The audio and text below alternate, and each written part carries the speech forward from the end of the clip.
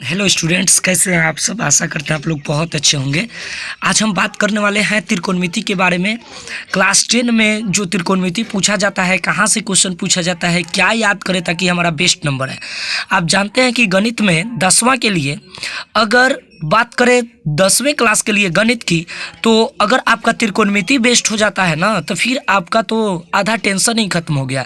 तो आइए बात करते हैं हम 8 चैप्टर की कि 8.1 में, 8.2 में, 8.3 में या फिर 4 में किस सूत्र का प्रयोग करें, क्या चीज़ हमें याद करना है, ऑब्जेक्टिव कहाँ से पूछा जाता है, इस पर हम बात करेंगे।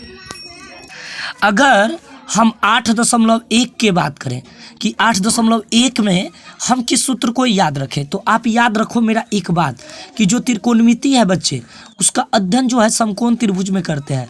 और ABC हमारा समकोण हो गया जिसमें कोण भी 90 डिग्री के बराबर, और जो 90 के सामने वाला भुजा होता है उसको कहते हैं कर्ण, और कर्ण के सामने वाले भुजा को कहते हैं लंब, और जो बच जाता है उसको कहते हैं आधार। और कर्ण को सूचित करते हैं H से, H for hypotenuse, P for perpendicular, then B for base. आपको पहले ये याद रखना है H, P एंड B। इसके बाद पहले सूत्र की ओर हम बढ़ते हैं। पाइथागोरस ने एक थ्योरम दिया था उनके अकॉर्डिंग कि कर्ण का जो वर्ग होता है वो लंब के वर्ग और आधार के वर्ग के योग के बराबर होता है ना। तो अगर मुझे H की वैल्यू निकालनी हो तो H is equal to √P² plus B² का प्रयोग करेंगे। ये पहला सूत्र 8.1 के लिए ये गांठ बांध लीजिए, अगर नहीं याद होगा तो आपको एक भी प्रश्न बनाने नहीं आएगा। दूसरे सूत्र की बात करें, अगर मुझे P की वैल्यू ज्ञात करनी हो तो हम क्या करते हैं, H²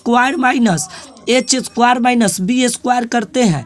और अगर हमें B की वैल्यू निकालनी हो तो हम H² माइनस P² करेंगे। ये 3 सूत्र आई होप सब लोगों को समझ में आया है।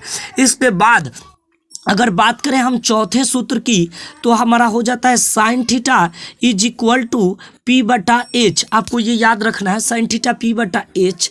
इसके बाद हमारा cos theta is equal to B/H। इसके बाद हमारा tan theta is equal to P/B।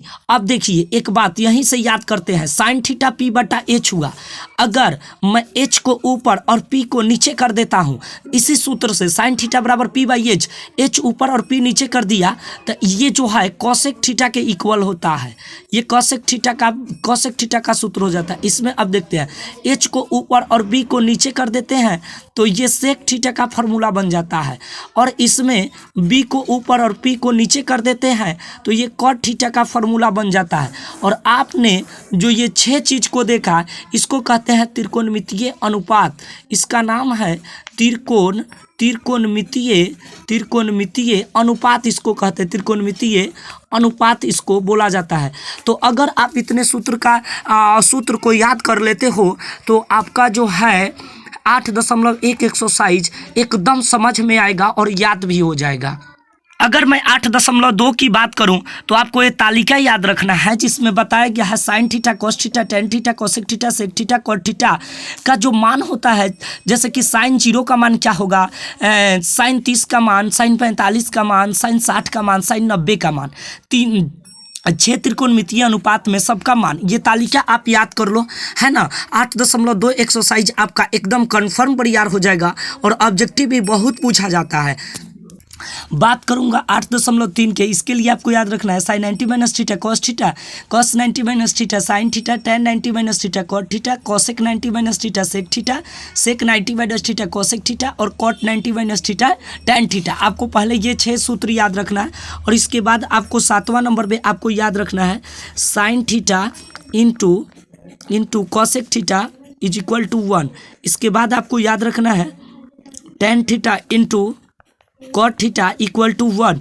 इसके बाद आपको याद रखना है sec theta into cos theta is equal to 1।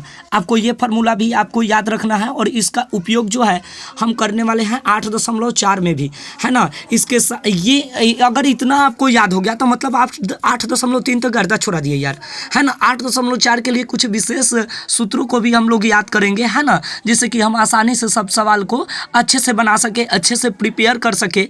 और आप अगर क्लास 10 में पढ़ाई कर रहे हो तो इन सभी सूत्रों को याद जरूर करो, लिख लो, है ना। और जैसे जैसे मैं एक्सरसाइज बनाया हूँ सभी वीडियो को प्लीज़ एक बार देखो ताकि आपका त्रिकोणमिति में अच्छा अंक आ सके, है ना। मिलते हैं 8.4 एक्सरसाइज के सूत्र को लेकर, है ना। तब तक आप लोग जो है 8.3 तक सभी सूत्रों को याद कीजिए, अच्छे से पढ़ाई कीजिए।